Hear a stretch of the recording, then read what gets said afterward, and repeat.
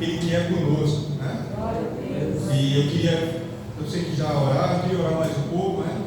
Para que Deus fale aos nossos corações, para que nada impeça do mover de Deus nas nossas vidas, em nome de Jesus. Amém? Você pode orar comigo? Vamos fechar nossos olhos. Pai querido e amado, em nome de Jesus, nós estamos aqui diante do Senhor, nesse momento do Espírito Santo querido, Pai. Que seja o Senhor falando conosco, e em nome de Jesus, toda seta do maligno que tentar atrapalhar nossa comunhão com o Senhor, já cai por terra em nome de Jesus. Que a sua palavra frutifique em nossos corações, e cada um de nós aqui seja um motivo de alegria para o Senhor, em nome de Jesus. Amém. Glória a Deus. Quem for acompanhar comigo pela Bíblia, queria que abrisse no livro de Eclesiastes, no capítulo 1.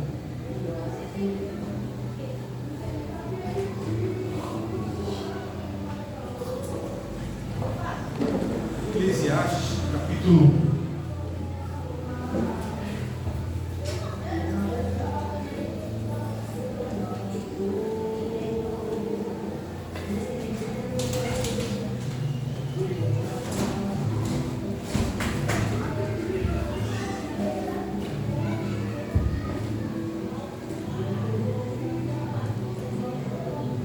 Eclesiastes, capítulo 1.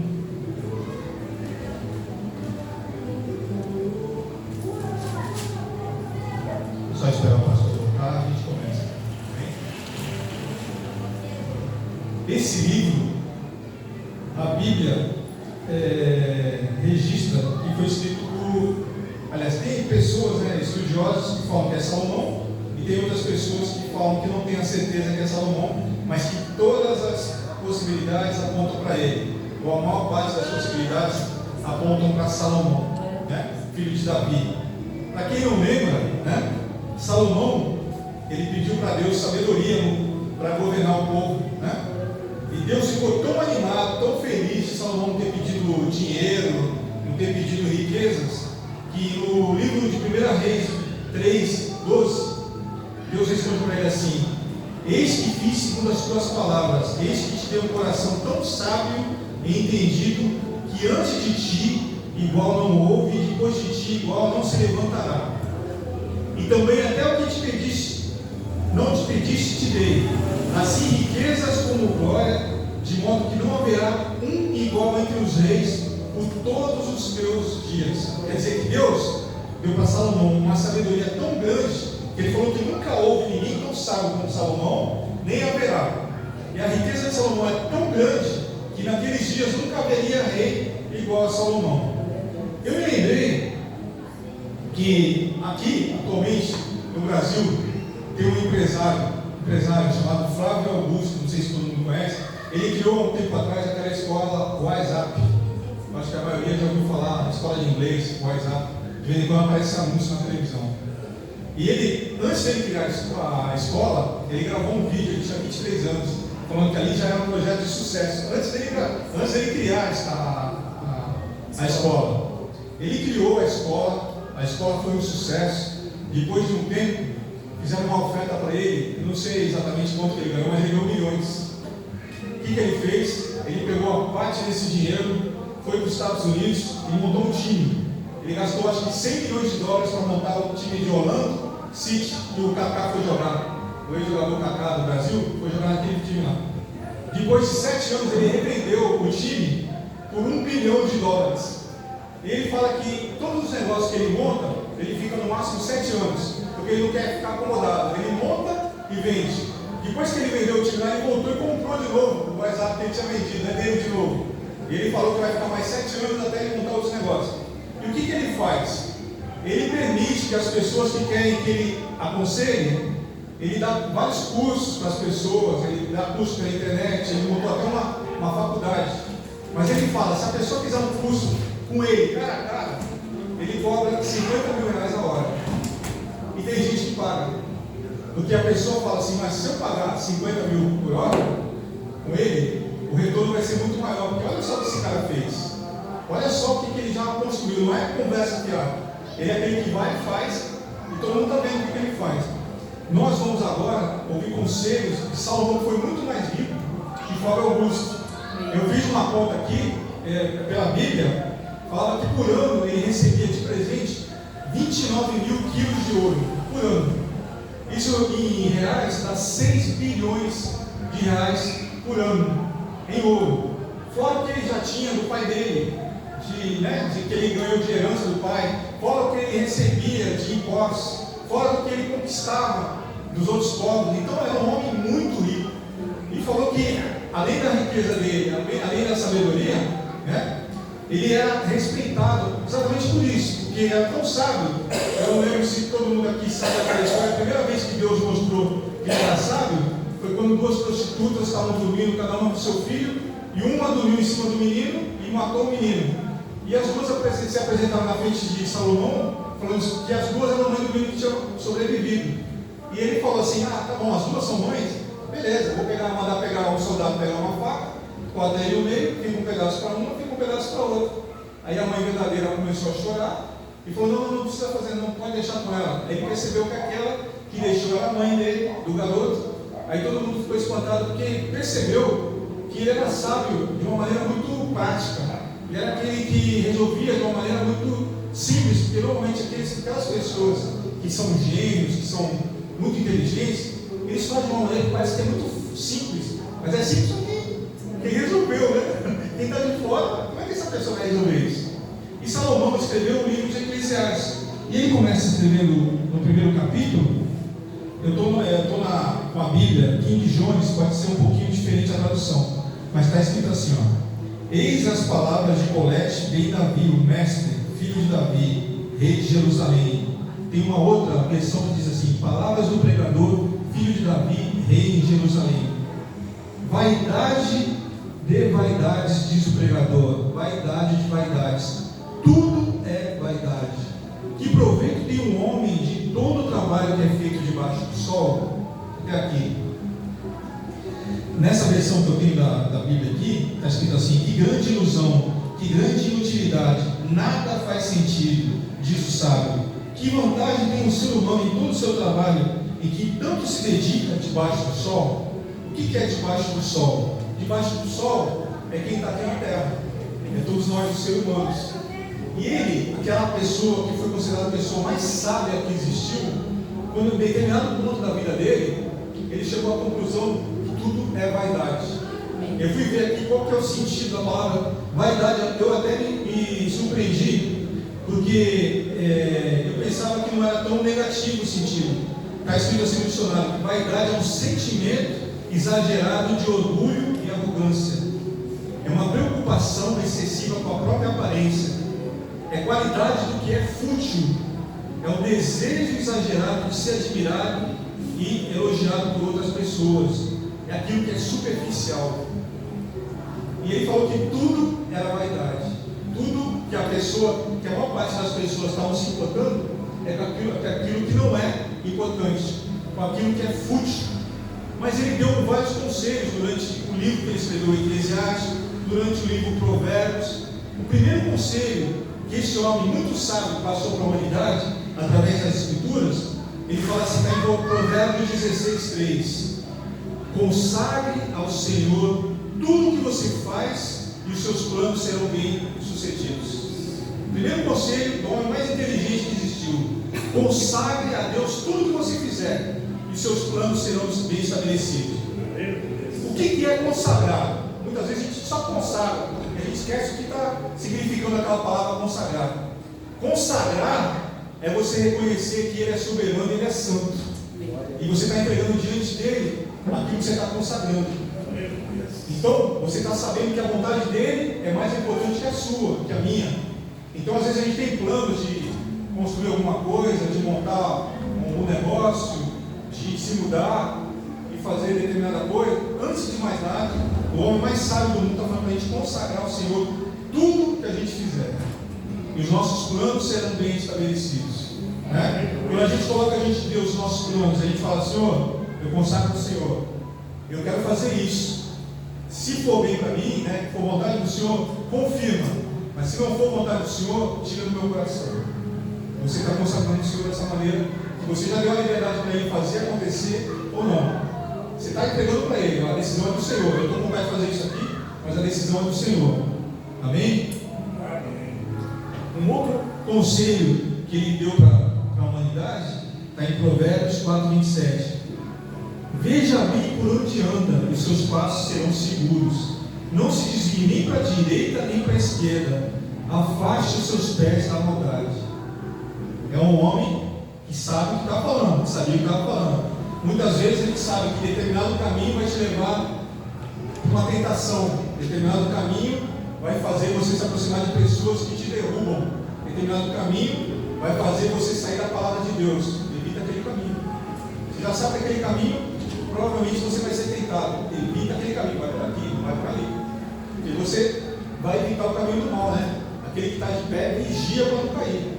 Muitas vezes a pessoa pensa que eu estou na igreja, eu estou forte, eu não caio. Essa palavra, aquele que está de pé, é para quem é da igreja, que conhece a palavra. Se você está de pé, vigia para não cair. Né? Deus sabe que nós somos fracos. A palavra de Deus fala que a carne é fraca, o espírito é forte, né? A carne é fraca, mas o nosso espírito, o Espírito Santo é forte. Por isso a gente tem que se fortalecer no Senhor. Em Provérbios 4, versículo 7, Salomão fala assim: o conselho da sabedoria é: procure obter sabedoria, use tudo que você possui para adquirir entendimento. Ele complementa em Eclesiastes 7,11: todos nesse mundo devem ser sábios. Ter sabedoria é tão bom como receber uma herança. A sabedoria é melhor do que o dinheiro. A vantagem da sabedoria é que ela conserva a vida da gente. Amém? Bom, a gente está vendo a minha esposa e a pastora estão fazendo curso para ter mais entendimento da palavra. A pastora está dando curso aqui um pouco antes do culto. Para quem quiser fazer o curso, ela está dando aula um pouquinho antes, 7 horas da noite. Todo sábado está tendo aula. Para quê? Para aumentar o entendimento da palavra. Fora a palavra, apesar que se você fizer só da palavra, é maravilhoso, porque você vai dar cada vez mais ter entendimento de como Deus vai te direcionar, como você vai ter vitórias em cada situação que você passar. Minha esposa está super assim, animada, eu fico feliz também de ela estar a cada semana vendo como Deus já falou com a gente há muito tempo atrás, e muitas vezes a gente passa por determinados versículos sem prestar atenção, e no curso está dando aquela atenção devida à palavra do Senhor, como essa palavra nos dá a vitória. Como ela estava comentando até que a gente vindo para cá, por exemplo, a gente saiu de São Paulo, né? Em São Paulo, infelizmente, a gente tem visto muita situação de violência lá, e a gente às vezes amaldiçoa a palavra, a cidade de São Paulo, com as nossas bocas, né? Só que a gente esquece que tem família lá. Eu tenho filha lá, tenho genro, tenho netos, tenho sobrinhas, e a gente nunca sabe o dia de amanhã. De repente posso ter que voltar para lá, a gente vai ter que voltar para lá, né? Às vezes a gente vê aqui muita violência aqui na região, aí fala: não, mas aquela região ali não vale, aquela região é horrível. Não, a gente tem que abençoar com a nossa boca, a gente não pode amaldiçoar. Independente de onde você vive, você com a tua boca, você tem que abençoar, né? Aquele lugar, você tem que dizer palavras de bênção, porque a tua palavra tem poder, né? A palavra do Senhor diz que aquilo que você disser, se você crer, assim será feito. Se você fala que em determinado lugar nunca vai dar certo, possivelmente aquele lugar nunca vai dar certo, porque você está amaldiçoando, mas de repente você mora ali, ou tem alguém que você ama que mora ali. Então abençoa os lugares onde tem pessoas que você sabe que de repente depende da tua oração, que não tem entendimento que você tem. Você está vindo na igreja, você está escutando a palavra do Senhor, você está escutando o conselho do homem mais sábio que existiu. Então abençoa os lugares, abençoa as pessoas. A gente estava falando da moça que trabalha com a gente, ela falando que a filha dela parou de estudar com 15 anos, não tem mais ir para o colégio, e é muito obesa, e ela não sabe se leva para um outro colégio, porque a menina não quer ir. Ela falou: você é autoridade sobre a menina, você vai levar ela para onde você determinar, e onde você determinar vai ser uma bênção, porque você vai profetizar. Amém? Então a gente não pode ficar a mercê de criança resolvendo o que vai fazer. Nós somos responsáveis sobre aqueles que estão sobre a nossa guarda, né? Eu vi outro dia um pastor falando, não lembro se foi o Silas Malafaia, acho que foi o pastor Silas Malafaia. Ele falou que ele não pede sono por ninguém, até por filho. Ele falou que até os 18 anos é responsabilidade dele. Ele interfere, ele fala: isso aqui é certo, ele aqui é errado, mas a partir dos 18 anos cada um assume as consequências. Então ele sabe, ele falou: é assim, ó, o certo é esse, o errado é aquele. Você vai escolher o que você quer. E ele falou que ele tem um sono tranquilo. Claro que ele não deixa de interceder, mas cada um vai assumir suas consequências, né? Então eu acho já até interessante. Mas nem por isso ele deixa de abençoar os filhos, ele deixa de orar pelos filhos, mas ele sabe que cada um vai acabar com o que plantar, também vai colher o que plantar. Outro conselho que Salomão deixou para a gente: meu filho, está em Provérbios 21, 23, meu filho, escuta o que eu te digo, preste atenção às minhas palavras, acima de tudo, guarde o seu coração, pois dele depende toda a sua vida. Às vezes, a gente tem paixões do mundo que acabam afastando a gente de Deus, né? Salomão teve uma paixão, né? Ele foi casado 700 vezes, ele teve 600 esposas e 300 concubinas. E a Bíblia mostra que essas mulheres afastaram ele por um período de Deus. Tem uma discussão, algumas pessoas falam que no final da vida ele se voltou para Deus, outras falam que ele perdeu a salvação porque ele se perdeu com as mulheres, que não teve um retorno para Deus, né? Eu prefiro acreditar que ele voltou para Deus. Por ser o homem mais sábio do mundo, ele soube em algum momento determinado se arrepender daquilo que ele estava fazendo de errado e voltar para Deus. Mas, por exemplo, uma paixão carnal pode tirar a gente do caminho de Deus, né? Você que tem um relacionamento, você já colocou o teu casamento, a tua situação diante do Senhor, para perguntar qual é a vontade do Senhor? Você está fazendo a coisa certa? Se você está fazendo uma coisa que você sabe que não agrada o coração do Senhor, quem está se enganando é você, não é Deus. E Deus, ele quer o melhor da gente, né? A gente tem que se corrigir, a gente tem que estar diante da palavra do Senhor, para a gente sempre colher o melhor de Deus. Outro ensinamento que o Senhor ensina através da palavra, que Salomão registrou, é: o que guarda a sua boca e a sua língua, guarda das angústias da sua alma. Quantas vezes a gente vê pessoas que falam demais e falam bobagem?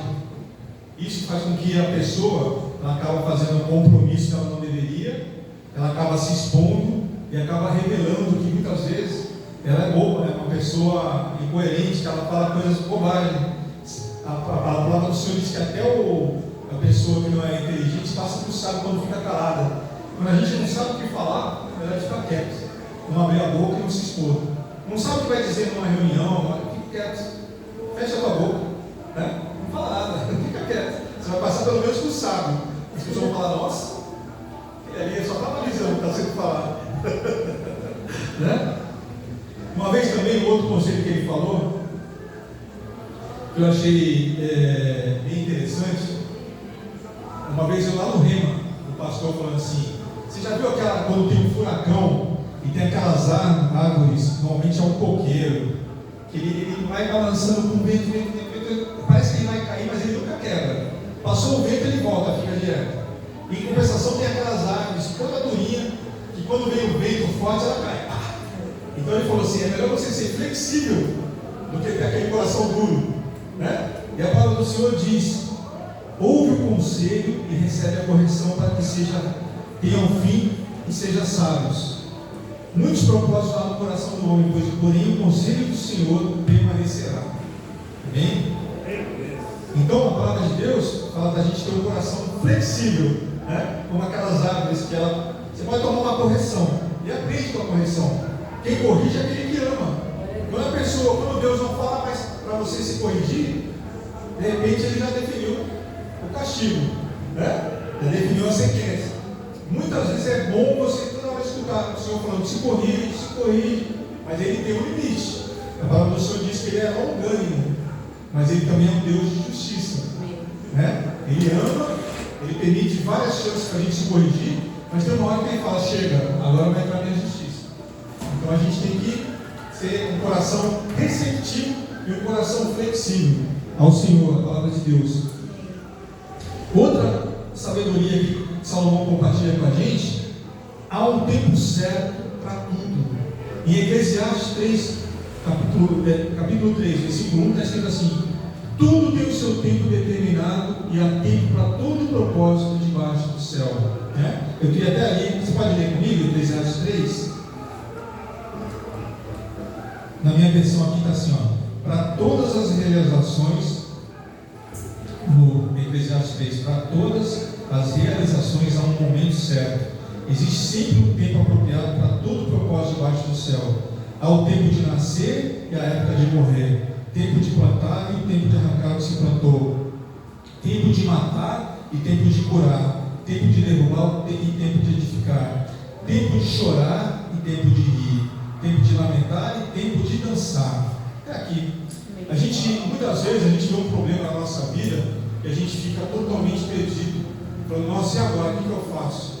Se você lembrar que Salomão, Deus está falando através de Salomão, que há um tempo para todas as coisas, até tempo de dificuldades, até tempo de chorar, mas você tem que lembrar também que tem a palavra de Deus que fala assim: todas as coisas colaboram para o bem daqueles que o amam. Até o nosso choro, por incrível que pareça, em algum momento vai colaborar para o nosso bem. Se Deus levou aquela pessoa que de repente a gente sente muita falta, Ele fez no momento certo. Né? Se a pessoa ficasse mais um tempo aqui, poderia perder a salvação, ou poderia ter um tempo de sofrimento que Deus não queria que a pessoa tivesse. Então a gente tem que lembrar, às vezes a gente está com saudade de pessoas amadas, que já se foram, às vezes é um relacionamento que foi rompido, e você sabe que uma pessoa que foi muito próxima a sua está no outro caminho. Todas as coisas colaboram para o bem daqueles que amam a Deus, para o nosso bem. Então a gente sabendo que tudo, até as dificuldades, colaboram para o nosso bem, a gente sempre descansa. Né? Às vezes a gente está passando por de repente uma enfermidade, às vezes a gente está passando por uma dificuldade financeira, às vezes é uma dificuldade na família, um problema familiar. Todas as coisas colaboram para o bem daqueles que o amam. Deus não permite, né, que a gente se engane. Se você, como a palavra do Senhor diz, né, luz para meus pés é a sua palavra. Você não sabe o que fazer? Obedece a palavra. Você vai estar sempre no caminho certo. Deus vai estar sempre te orientando no caminho da vitória. Eu lembro, né, que eu compartilhei com os irmãos muitas vezes, que quando eu fiquei doente, que eu ia para os hospitais, né, eu pensava, nossa, mas Deus tem poder para me curar, olha quem quiser, não preciso fazer tratamento nenhum. Mas depois, né, aos pouquinhos, né, a gente é ministrado, né? Mas eu vou fazer a vontade do Senhor, vou fazer o tratamento que Ele está me mandando. E ali eu conheci a médica, que eu orei por ela, a médica não me engravidava, ela engravidou. Ali, depois eu pude compartilhar com vocês que no momento que eu só tinha Deus para me fortalecer, Ele confirmou a palavra. Muitas vezes, por exemplo, quando o médico falou para mim que eu tinha nódulos, depois que eu fiz todo o tratamento, o médico falou para mim, agora você tem nódulos no pulmão. E eu lembrei da palavra que está escrita em Marcos 11, 23, que eu falei para você agora há pouco. Aquilo que você falar, se você crer, assim será feito. E eu falei para o médico, não, eu não tenho nada. Ele falou, mas você tem nódulos no pulmão. Eu falei, não tenho nada. Ele faz os meus exames. E ele falou, mas você não está tossindo? Eu tossia demais. E eu lembrava que eu pedi para ele refazer os exames, até o tempo de eu voltar lá no médico, eu fiz os exames, eu não parava de tossir. Mas eu não deixava de repetir. Não é pelo que eu sinto, não é pelo diagnóstico, é pelo que a palavra de Deus diz. Eu vou voltar naquele médico e ele vai falar que eu não tenho mais nada, que eu estou curado em nome de Jesus. E o médico confirmou que eu estava curado. Eu nunca me canso de falar isso, glória a Deus. Glória a Deus. Né? Então, se alguém está te dando um diagnóstico errado, contrário à tua vontade, alguém está determinando uma sentença contrária à tua vontade, profetiza a bênção, baseado na palavra do Senhor, não na loucura, mas baseado na palavra do Senhor. Senhor, a palavra do Senhor, a minha oração foi essa. Cheguei em casa e falava, Senhor, o médico está falando que eu estou com nódulos, mas o Senhor fala para mim aqui em Marcos 11, 23, 24, aquilo que eu disser, se eu creio assim, será feito. Então, baseado na sua palavra, eu declaro que eu estou curado, e assim foi. Então, Deus quer que a gente seja usado nesse ponto de manifestar a palavra do Senhor nas nossas vidas, amém? Essa palavra que diz que tudo há um tempo determinado é tão profundo que em Eclesiastes, no capítulo 7, versículo 2, Salomão fala assim: a vida passa como uma sombra, é melhor ir em uma casa onde há luto do que em uma casa onde há festa. Pois onde há luto, lembramos que um dia também vamos morrer, e os vivos nunca devem esquecer disso. Às vezes a gente está tão assim focado no trabalho, focado nas coisas que a gente tem aqui no dia a dia, que a gente esquece que a vida é um sopro, né? A gente esquece que um dia a gente vai morrer. Opa, você tem que se ligar que a gente não é daqui, a gente é dos céus, são os cidadãos dos céus. Então a gente tem que fazer, como o próprio Senhor diz, né? Juntar tesouros nos céus, não na terra, né? A gente está ganhando almas para Deus. Você tem falado de Deus onde você está, Deus permite que você vá. Você é um testemunho, você é a Bíblia que as pessoas estão lendo. Nós temos que ser a Bíblia que as pessoas vão ler. Porque muitos vão falar assim, poxa, mas ele vai na igreja, ela vai na igreja. Mas olha o que ela está fazendo. É isso que ela está aprendendo na igreja? É isso que está, porque Deus nós vamos dar conta depois de tudo que a gente está fazendo aqui. Então, nós somos a Bíblia que muita gente está lendo. Tem gente que nunca vai abrir a Bíblia e vai só olhar para nossas vidas, para ver o que a gente está fazendo. A gente está passando muitas vezes por situações extremas, que Deus permite, para que todos vejam a vitória que a gente vai ter em nome de Jesus. Se a gente permanecer, eu creio que todo mundo aqui já teve vitórias em situações dificílimas, que se não fosse Deus, a gente não estaria aqui. Amém? Nós somos o exemplo que Deus existe, que Deus é conosco, que nós somos representantes do reino de Deus.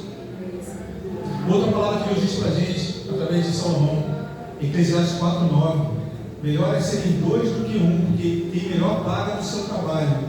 Pois se cair, um levantará o seu companheiro, mas ai do que estiver só, pois caindo não haverá outro que o levante. Também se dois dormirem juntos, eles se aquentarão, mas um só, como se aquentará? Então, a palavra de Deus fala que, dentro do possível, com uma pessoa direcionada por Deus, a gente tem que estar, se possível, casados, porque é melhor do que quando um estiver fraco, o outro vai levantar. Isso aqui não serve só para casados também, não. Aqui serve, apesar de estar falando de dormir, aqui no caso é casado sim, mas serve também para irmãos na igreja, de nunca ficar sozinho, solitário. Quando a gente está na igreja, sempre vai ter um irmão que de repente a gente vai estar ministrando para ele se levantar, ou a gente vai estar fraco e o irmão vai ministrar para a gente se levantar. Então Deus não quer que a gente fique só, não só casados, mas também que a gente não fique fora da igreja. Porque a igreja é onde os irmãos em Cristo, cada um fortalece o outro, e Deus fortalece a todos. Amém? Outro conselho de Salomão fala: o prazer não faz ninguém feliz. Está em Eclesiastes 2, que ele disse assim para ele mesmo, no capítulo 1, versículo 1: disse eu no meu coração, ora bem, eu te provarei com alegria, portanto gozo o prazer, mas eis que também isso era vaidade. No Eclesiastes 2, no primeiro versículo. Aí, se você for ler Eclesiastes 2, ele falou que ele teve um monte de servos, ele bebeu um monte de vinho, ele teve prazer com um monte de mulheres. Eu acabei de falar para vocês agora há pouco, ele teve 700 esposas e 300 concubinas. No final de tudo, ele chegou à conclusão que o prazer não faz ninguém feliz. Se o prazer não faz ninguém feliz, o que faz as pessoas felizes? É uma pergunta que a gente tem que fazer, mas ele vai responder para a gente daqui a pouco.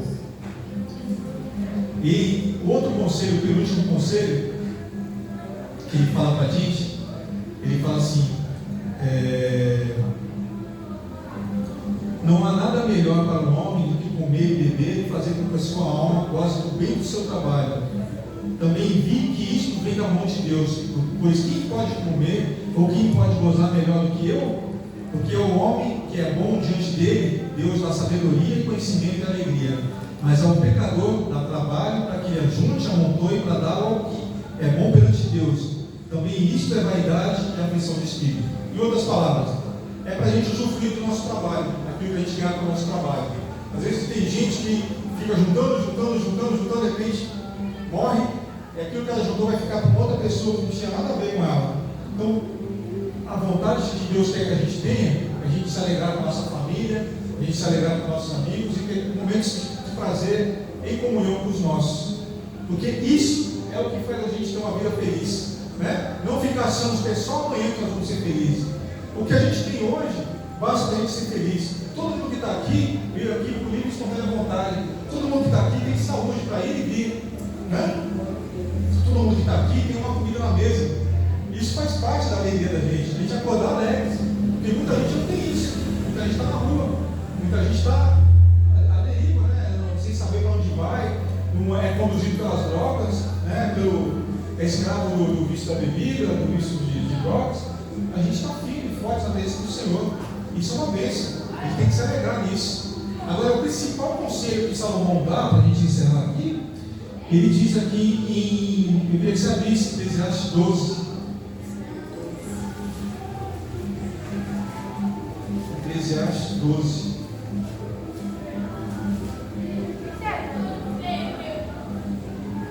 No versículo 13 está escrito assim: de tudo o que se tem ouvido, o fim da coisa é esta: teme a Deus, guarda seus mandamentos, porque isso é o dever de todo homem. Porque Deus há de trazer toda obra a juízo, e até tudo que está encoberto, quer seja bom, quer seja mal. Então ele fala de tudo que se tem ouvido, o fim de tudo é teme a Deus e guarda os seus mandamentos. Amém?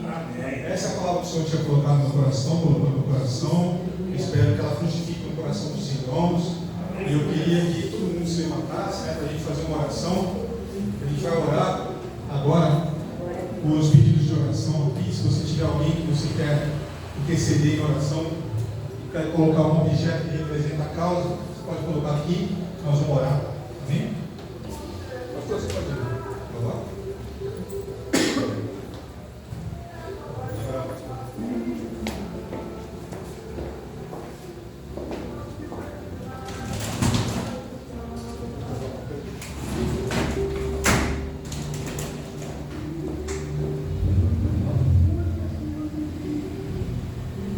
Pode estender sua mão para cá. Vou esperar o pastor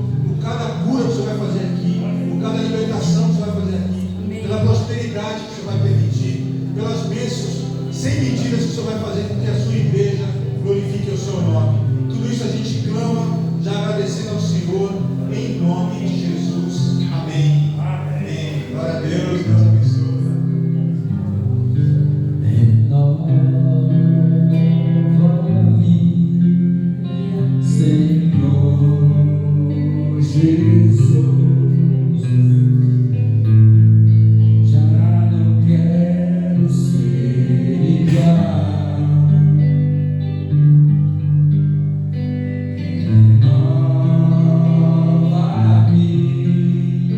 Senhor.